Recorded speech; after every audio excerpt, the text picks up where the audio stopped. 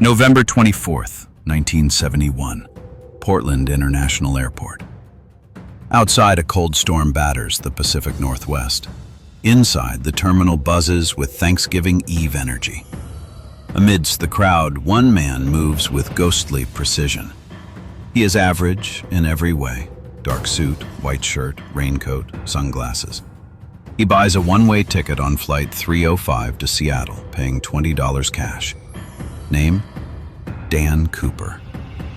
He boards the Boeing 727, sits in the last row, lights a cigarette, and orders a bourbon.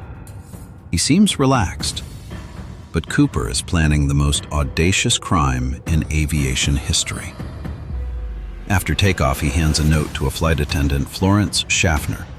She thinks he's flirting. He leans in and whispers, "Miss, you'd better look at that note. I have a bomb."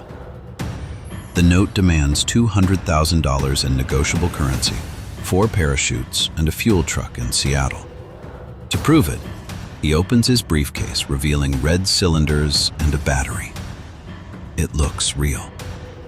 The airline president authorizes payment immediately. Give him whatever he wants. For 2 hours, the plane circles Puget Sound while the FBI scrambles.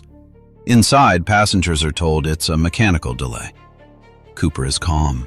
He orders a second drink, pays his tab, and chats politely with attendant Tina Mucklow. He isn't a maniac. He's an expert. On the ground, agents pack 10,000 $20 bills, recording every serial number. They grab 4 parachutes from a skydiving school. In their haste, they make a critical error. One reserve chute is a non-functional dummy sewn shut for training. At 5:39 p.m., the plane lands in Seattle. Cooper exchanges the passengers for the money and chutes. Only 4 hostages remain: the cockpit crew and Tina Mucklow. The plane refuels. Cooper orders a flight to Mexico City, but accepts a refueling stop in Reno.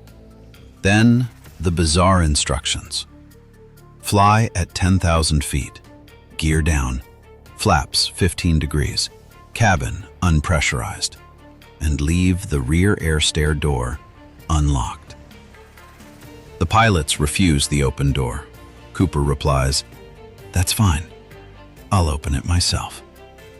7:40 p.m., takeoff. Cooper orders Tina to the cockpit and locks the door. "Stay there." She glances back to see him tying the money bag to his waist. 8 p.m. A red light flashes in the cockpit. Aft stairs deployed. Cooper has lowered the rear ramp. The roar of jet engines and sub-zero wind screams into the cabin. 8:13 p.m. The pilots feel a sudden bump. The tail lurches upward. Weight has left the aircraft. Dan Cooper has jumped.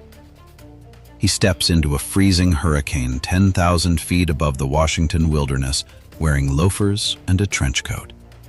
He falls into the darkness and vanishes. When the plane lands in Reno, it is empty. Cooper left behind only a clip-on tie, 8 cigarette butts, and the 2 unused chutes, including the dummy. Operation Norjack begins. Hundreds of agents scour the forests for weeks. They find nothing. Not a shoe, not a strap, not a dollar. The FBI concludes he died on impact. 9 years later, a boy finds 3 bundles of rotting cash on a riverbank called Tina Bar. The serial numbers match, but the location makes no sense, miles from the flight path. Did the money wash downriver? Did Cooper bury it? The discovery only deepens the mystery. 50 years later, the case is closed, but the legend lives.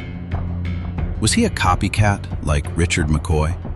A special ops pilot like Robert Rackstraw? Or a Boeing insider?